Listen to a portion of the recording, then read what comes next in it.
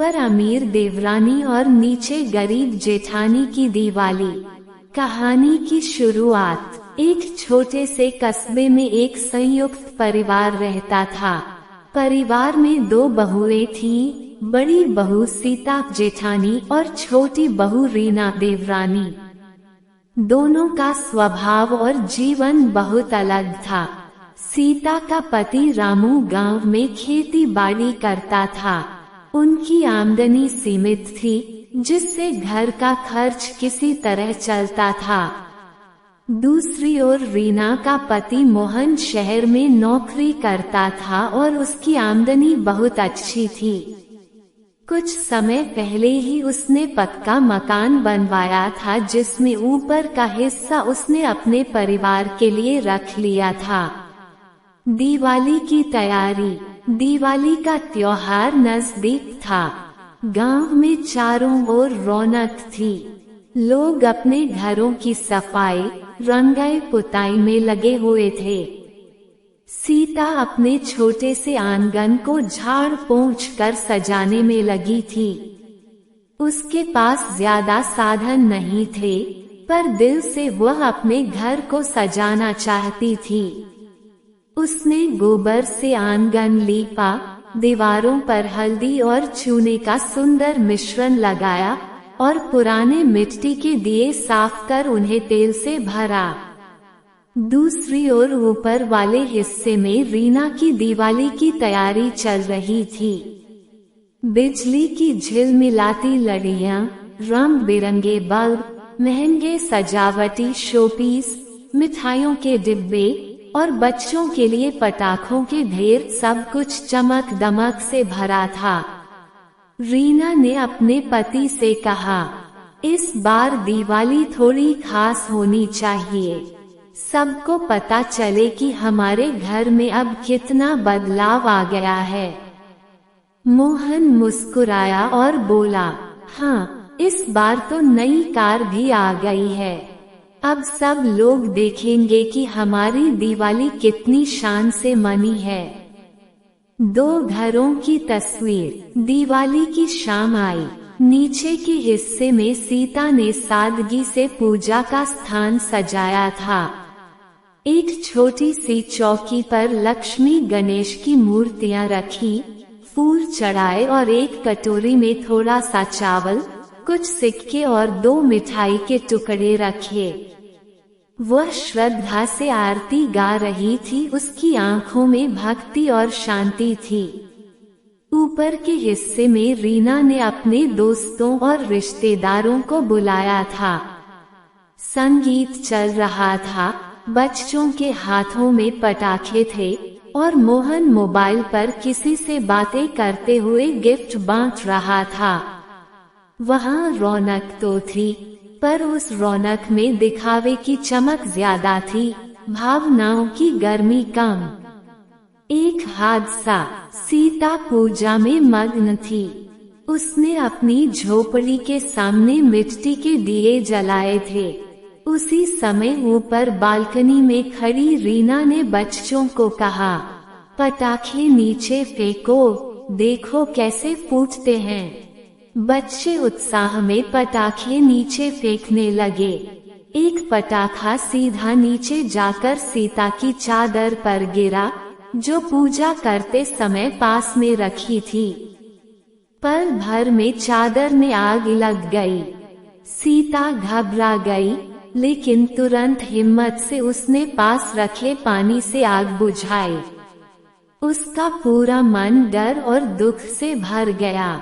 ये सब देखकर बगल में खड़ी सास भागती हुई नीचे आई। वह बोली, अरे रीना, ऊपर से पटाखे क्यों फेंक रही हो? नीचे तुम्हारी जेठानी पूजा कर रही थी, भगवान का घर है वहाँ। रीना ने झल्लाते हुए कहा, अरे मां जी, बच्चों से गलती हो गई होगी। नीचे क्यों पूजा करती हैं? ऊपर आकर करती तो ऐसा नहीं होता। उनके स्वर में न तो पश्चाताप था, न ही संवेदना।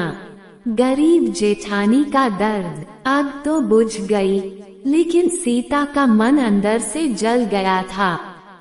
वह सोचने लगी, भगवान, मैं तो बस सच्चे दिल से पूजा कर रही थी, किसी का बुरा नहीं चाहा, फिर भी ये सब क्यों हुआ। उसने ऊपर देखा, जहाँ रीना अपने बच्चों के साथ हंस रही थी, गाने बज रहे थे और आतिशबाजी की गूंज थी। सीता की आंखों से आंसू बह निकले। वह बुदबुदाई, शायद भगवान अमीरी नहीं, नियत देखते हैं। फिर भी उसने खुद को संभाला, दोबारा पूजा की और बोली, हे लक्ष्मी माता, सबको सुख समृद्धि देना, पर सबसे पहले सबके दिल में दया और प्रेम देना। सच्ची दिवाली। रात गहराने लगी। ऊपर का घर शोरगुल और चकाचौंध से भर गया था। नीचे सीता का घर शांत था, मगर उस शांति में भक्ति की मिठास थी। जब सब पटाखों की आवाज में खो गए, तभी अचानक बिजली चली गई। पूरा इलाका अंधेरे में डूब गया। ऊपर रीना के घर में हड़कंप मच गया। अरे, लाइट चली गई, अब क्या करेंगे? गेस्ट आ रहे हैं। सब बंद हो गया।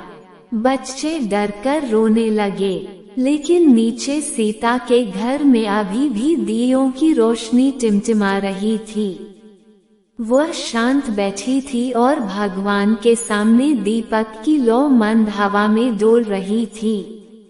रीना ने नीचे झांक कर देखा, नीचे रोशनी थी और दियों की लौ से पूरा आंगन जगमगा रहा था। वह बोली, मां जी, जरा देखिए तो, नीचे तो अभी भी उजाला है, ये कैसे? मां जी मुस्कुराई और बोली, बेटी, ऊपर के बल्ब बिजली से चलते हैं, नीचे के दिए भक्ति से। रीना के दिल को ये बात सीधी लगी। उसे पहली बार एहसास हुआ कि सच्ची दिवाली वो नहीं जो बाहर चमके, बल्कि वो है जो दिल के अंदर रोशनी करे। परिवर्तन की शुरुआत। अगले दिन सुबह रीना सीता के पास आई। उसने झिझकते हुए कहा, भाभी, कल बच्चों से गलती हो गई, मैंने ध्यान नहीं दिया, आपकी पूजा में खलल पड़ गया, माफ कर दीजिए। सीता मुस्कुराई और बोली, कोई बात नहीं रीना, दिवाली तो माफ करने और खुशियाँ बांटने का त्योहार है। रीना ने देखा कि सीता ने अपने हाथ से घर का सारा काम निपटा लिया था, लेकिन चेहरे पर थकान नहीं थी। वह बोली, भाभी, आप हमेशा इतनी शांत कैसे रहती हैं? आपके पास न पैसे हैं, न ऐशो आराम, फिर भी हमेशा मुस्कुराती रहती हैं। सीता ने मुस्कुराकर उत्तर दिया, खुशी पैसे से नहीं, संतोष से मिलती है। जब दिल में ईमानदारी और प्रेम हो, तो जीवन अपने आप सुंदर लगता है। रीना की आंखें नम हो गईं। उसने पहली बार महसूस किया कि वह अपनी अमीरी में दिखावे के पीछे भाग रही थी, जबकि असली सुख तो सीता जैसे सरल मन में बसता है। परिवार का मिलन। उस शाम रीना ने कुछ अलग करने का निश्चय किया। उसने अपने पति और बच्चों से कहा, इस बार हम सब नीचे चलेंगे, भाभी के साथ दिवाली मनाएंगे। सब नीचे आए और सीता चौंक गई। रीना ने अपने हाथों से दिए जलाए, मिठाई बांटी और बोली, आज से ऊपर नीचे नहीं, हम सब एक परिवार हैं। दिवाली तभी पूरी होती है जब सब साथ हों। मां जी की आंखें भर आईं। उन्होंने कहा, आज सच में घर में लक्ष्मी आई है। अमीरी चीजों में नहीं, मिलजुल कर रहने में होती है। पूरे परिवार ने एक साथ आरती गाई। ऊपर की जगमग रोशनी से ज्यादा चमक उस शाम के मिलन की थी। बच्चे हंस रहे थे, बड़ों के चेहरे पर सुकून था, और आसमान में आतिशबाजी के साथ पूरे आंगन में दियों की पंक्तियां झिलमिला रही थीं। कहानी का संदेश। इस कहानी का गहरा संदेश है, दिवाली की सच्ची रोशनी हमारे घरों की लाइट्स में नहीं, हमारे दिलों के दियों में होती है। गरीब जेठानी सीता ने हमें सिखाया कि भक्ति, धैर्य और संतोष ही असली सुख है। अमीर देवरानी रीना की कहानी बताती है कि जब जीवन में संवेदना और प्रेम लौट आए, तभी त्योहार का अर्थ पूरा होता है। दिखावे की अमीरी से नहीं, सादगी की रोशनी से जीवन सुंदर बनता है। जब हम अपने आसपास के लोगों के साथ खुशियां बांटते हैं, तभी सच्ची लक्ष्मी माँ की कृपा प्राप्त होती है। निष्कर्ष। ऊपर अमीर देवरानी, नीचे गरीब जेठानी सिर्फ दो घरों की कहानी नहीं, बल्कि समाज के दो चेहरों की कहानी है।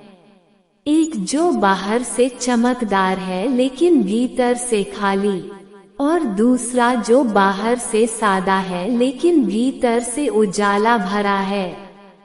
दिवाली जैसे त्योहार हमें याद दिलाते हैं कि संपत्ति से बड़ा है संस्कार, रोशनी से बड़ा है प्रेम, और घर की सजावट से बड़ा है दिल की सच्चाई।